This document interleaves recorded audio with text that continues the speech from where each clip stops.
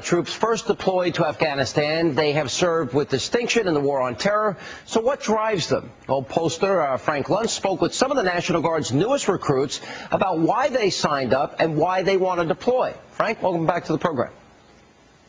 Thank you, Sean. You know, in the last 12, 14 years, I've done close to 1,000 focus groups across the country. And I can't think of a single time with a group of people that I felt more proud of my country and more hopeful and optimistic about the future than after listening to these 48 young men and women in Camp Edwards. They had just signed up, and so they were about to go through, most of them had not even gone through basic training yet, and yet they knew that the vast majority of them would be in Afghanistan within 6 months of when I spoke to them. And it'll touch your heart, and it'll make you feel great about the country. I've got two clips for you. The first one is when I asked them to define what service meant to them. Why did they sign up? And why were they willing to potentially give the ultimate sacrifice for their country? Let's listen. I have a 7-year-old little sister, and I want her to grow up to enjoy the same kind of freedoms, the same, I guess you could say, wiggle room that I grew up with. I mean, I never had to grow up worrying about some of the civil liberties that we take for granted every day. Personally, I want to ensure, the safety for my children. I have 3 small children, a 5-year-old, a 3-year-old, and a 4-month-old, who are all very dear to me, of course, and my wife at home, and I just want to make sure that they can grow up in a safe country and not have to worry about things like terrorist attacks. I'm sure everybody in this room remembers where they were on 9/11. I was in the 5th grade when it happened, and I just don't want future generations to have a memory like that, to remember one day in the 5th grade, oh, my friend's families just got killed in a plane crash because of someone else's wrongdoings. I think the service is more of a sacrifice, something that we've decided we need to do this because no one else is stepping up to the plate. We want to do this because we feel the need to. It's more of a sacrifice than service. I think it goes beyond going overseas and fighting the wars. It's also what we do for the natural disasters that happen in America itself, bringing the food and water to people and seeing their reaction and how they care about us. I was at one of the nation's top schools and as an engineering major, and I didn't have to join. I joined because it was a hard thing. It was a hard decision for me to make, and it was like I knew it was going to make a tough path in my life. What school are you at? RPI, Rensselaer Polytechnic Institute. And you chose to do this? Yes, sir. That is one of the great schools. Yes, sir. And yet you're here. I'm here because I knew it would make me a better person. I know there are a lot of things you can learn by serving. I know that you're going to meet a lot of great people and just learn a lot about yourself and not become one of those people like in America who forget what the freedom really means to them and what serving their country truly means. I mean, there are people that go out there and they help their communities, and that's great. We need people to do that, but some people don't, and we need the people that really serve their communities and put the sacrifice there. And, Frank, as I'm listening to this, and we've done a lot of focus groups together, and you've done focus groups, and we've covered them. It's inspiring. I mean, there's a lot of thought and a lot of selflessness on display with this group of people.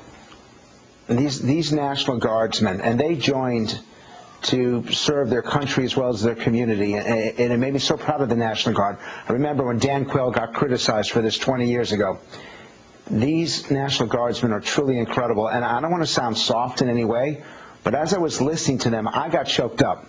And hearing what they said, and I almost felt guilty that I had not served my country the way that they had. And that actually leads us into our next clip here, because you asked who in this room wants to serve in Afghanistan. Why don't you set up this clip? Yeah, who wanted to serve, and almost all of them said yes. The reasons that they gave, and you'll hear that hua sound, they're going to explain it to you. The reasons that they give you faith that the future of America is bright indeed. Let's listen. Who in this room wants to be stationed in Afghanistan? You're telling me you want to go to the most dangerous place on the globe. Yes, sir. Yes, sir. Why?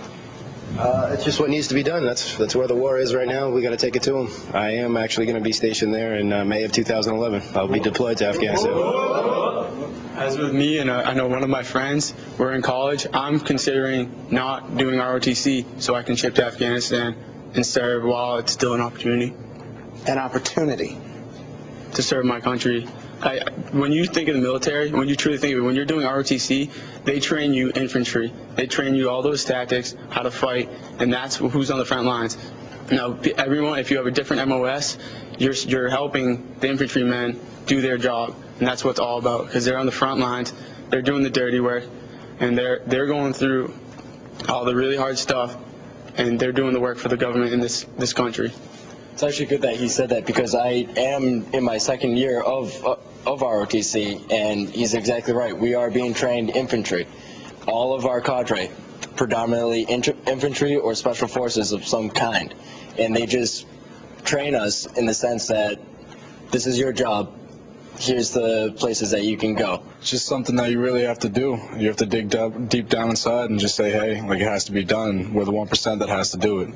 You know, like infantry soldiers, any soldier that helps the infantry, they just have to do what has to be done. And if it calls on us to go into Afghanistan, we have to do it. People over there have been dying for thousands of years, and the point of us being there is to make peace. So, like, yeah, we may have a few Americans dying, but in the long run, it'll stop thousands of Middle Eastern people dying.